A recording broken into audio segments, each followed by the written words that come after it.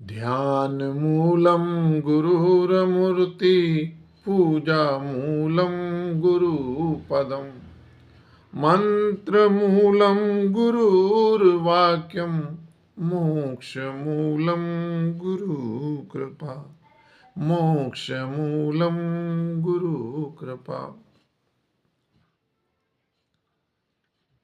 ब्रह्म ज्ञान के जिज्ञासु प्रेमियों, सज्जनों, योग वासिष्ठ महारामायण में भगवान राम और गुरु वशिष्ठ जी का संवाद है। राम ब्रह्म ज्ञान की जिज्ञासा रखते हैं और प्रश्न करते हैं और गुरु वशिष्ठ जी उन प्रश्नों का समाधान करते हैं। एक बार राम ने पूछा कि हे भगवान, ज्ञान और ज्ञान बंध का लक्षण क्या है? ज्ञान बंध का फल क्या है? सो कहिए। ज्ञान बंध का अर्थ ये है, ज्ञान बंध मतलब जो ज्ञान तो प्राप्त कर लिया, शास्त्रों का भी ज्ञान प्राप्त कर लिया, सत्संग में बैठ बैठ कर श्रवण कर करके ज्ञान तो प्राप्त हो गया, लेकिन अंदर ही अंदर विषयों का चिंतन, वो ज्ञान बंध कहलाता है। वो बंधन में पड़ा है विषयों के, इसलिए वो ज्ञान बंधु। तो ज्ञानवान और ज्ञान बंधु के लक्षण के बारे में भगवान राम गुरु वशिष्ठ जी से पूछते हैं। तो गुरु वशिष्ठ जी ने कहा है कि राम, जिस पुरुष ने आत्मा के विशेषण शास्त्रों से श्रवण किए हैं कि आत्मा नित्य शुद्ध ज्ञान स्वरूप और तीनों शरीरों से भिन्न है, और ऐसे सुनकर अपने को वही मानता है, पर विषयों को भोगने की सदा तृष्णा रखता है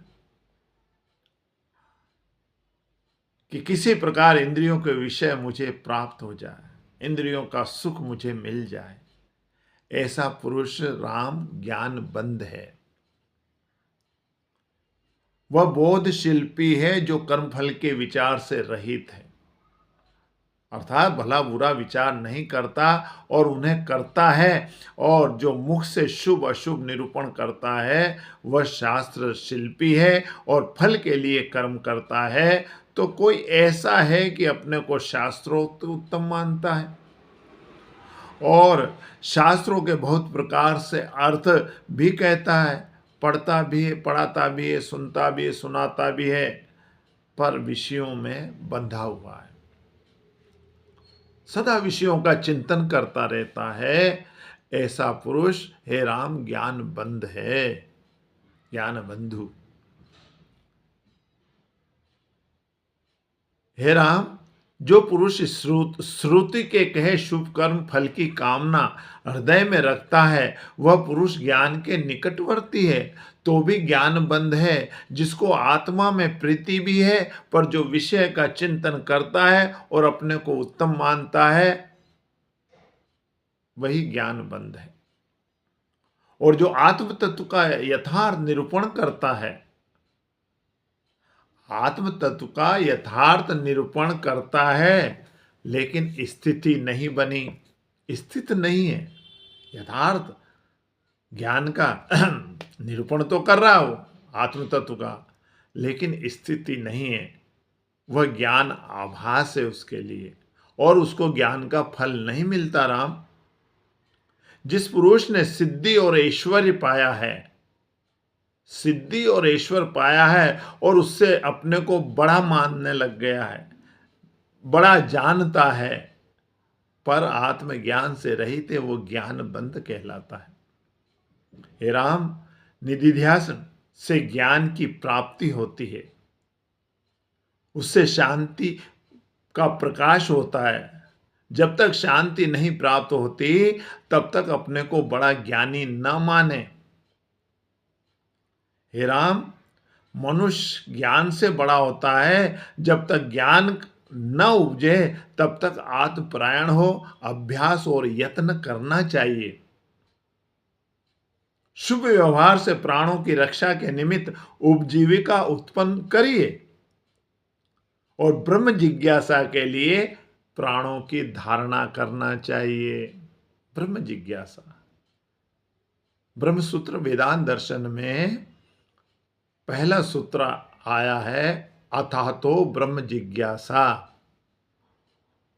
यानी ब्रह्म विषयक विचार की जिज्ञासा करना चाहिए। अथातो ब्रह्म जिज्ञासा।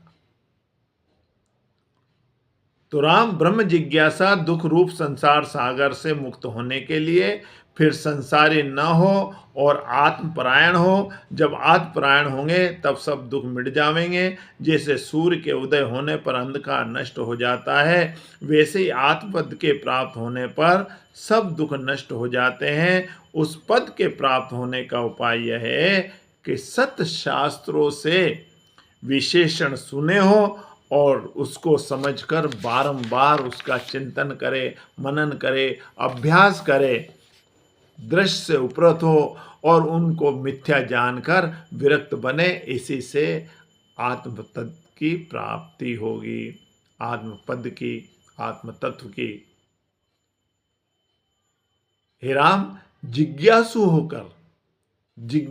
होकर अथातो ब्रह्म जिज्ञासु होकर ज्ञान निष्ठ होना और जो कुछ गुरु शास्त्रों से आत्म विशेषण सुने हैं उनमें अहम प्रत्यय करके स्थित होना, इसी का नाम ज्ञानवान है, ज्ञान निष्ठा है। वो ज्ञानी है, वो ज्ञान निष्ठा में परिपूर्ण है। और जीव इस ज्ञान निष्ठा से परम उच्च पद को प्राप्त होता है जो सबका अधिष्ठान है। जब उसमें स्थित हुआ तब कर्मों के फल का ज्ञान नहीं रहता, क्योंकि शुभ कर्मों के फल में राग नहीं रहता और अशुभ कर्मों के फल में द्वेष नहीं होता।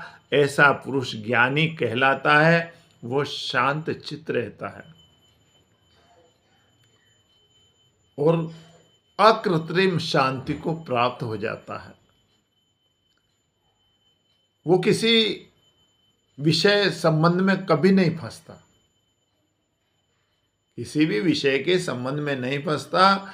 उसकी वासना की गांठ सदा सदा के लिए टूट जाती है, निर्वासनिक हो जाता है वो। हे राम, बोध वही है जिसको पाने से फिर जन्म न हो। लेकिन जिसको नहीं है बोध तो गुरु ज्ञान क्या करे, निज रूप को जाना नहीं पुराण क्या करे। बोध प्राप्त होना चाहिए, बोध नहीं हुआ तो फिर ज्ञान कहाँ ठहरेगा बताइए। बोध उसे कहा है जिसके पा जाने से फिर जन्म न होता और जो जन्म मरण से रहित हो उसी को ज्ञानी कहते हैं। जब संसार से विमुख हो और संसार की सत्यता न भासित हो तब जानिए कि फिर जन्म न पावेगा, क्योंकि उसकी संसार की वासना नष्ट हो गई है। हे राम, जिससे ज्ञानी की वासना नष्ट होती है वह भी सुन लो। वह इस संसार का कारण नहीं देखता। जो पदार्थ कारण से उत्पन्न नहीं हुआ वह सत्य नहीं होता। इससे संसार मिथ्या जानो, संसार मिथ्या है।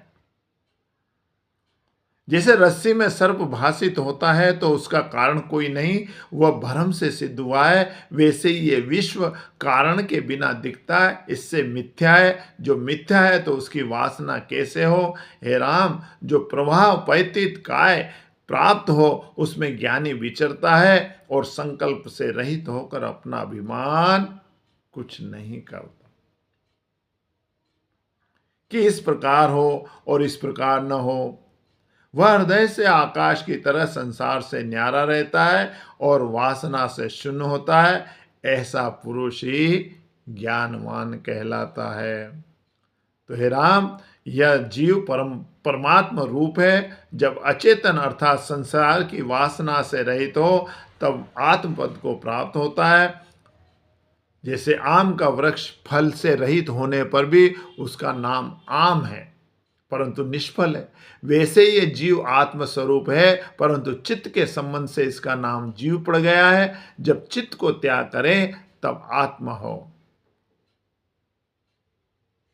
जैसे आम के पेड़ में फल लगने से वह शोभित होता है और सफल हो कहलाता है, वैसे ही जब जीव आत्म पद को प्राप्त होता है तब महाशोभा से विराजता है।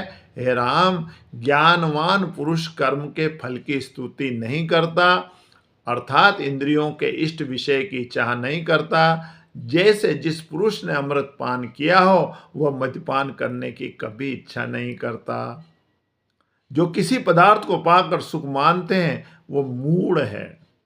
जैसे कोई पुरुष कहे कि बंध्या के पुत्र के कांधे पर चढ़कर नदी के पार उतरते हैं तो वह पुरुष महामूढ़ है, क्योंकि जब बंध्या का पुत्र ही नहीं होता, अरे बांझ के पुत्र कैसे होगा, तो उसके कांधे पर कैसे चढ़ेगा।